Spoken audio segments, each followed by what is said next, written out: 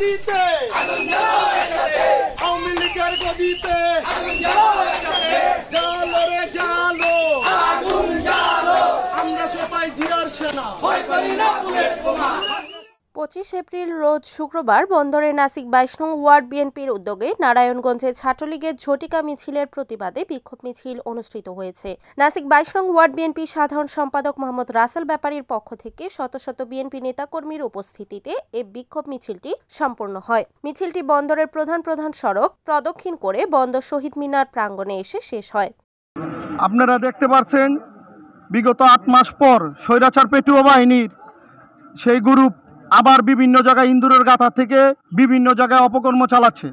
আমরা দেখতে পাচ্ছি তাদের কিছু স্বৈরাচার আওয়ামী লীগ, যুবলীগ এবং ছাত্রলীগের কিছু ইন্দুরের গাথা থেকে বেরোয় বিভিন্ন জায়গায় 8 জন 10 জন নিয়ে মিছিল করতেছে। আমরা চাই নারায়ণগঞ্জ মহানগরে কোনো জায়গায় এই সাহস যে স্বৈরাচার আওয়ামী লীগ, যুবলীগ, ছাত্রলীগ যে সাহস না দেখায়, যদি দেখায় আমরা কঠোর হাতে ব্যবস্থা নিব।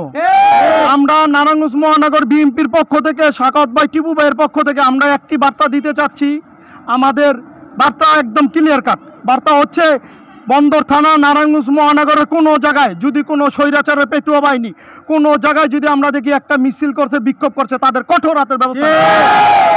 একটা কথাই বলতে চাই, এই স্বৈরাচার হাসিনার হাতে ছাত্র জনতার রক্ত রাঙ্গাতো হাত এখনো, এই রক্তের বিচার না হওয়া পর্যন্ত কোনোদিন আওয়ামী লীগ বাংলাদেশের মাটিতে কোনো মিছিল মিটিং করতে পারবে না। রিপোর্ট মেহেদী হাসান প্রান্ত, NAN টিভি, নারায়ণগঞ্জ।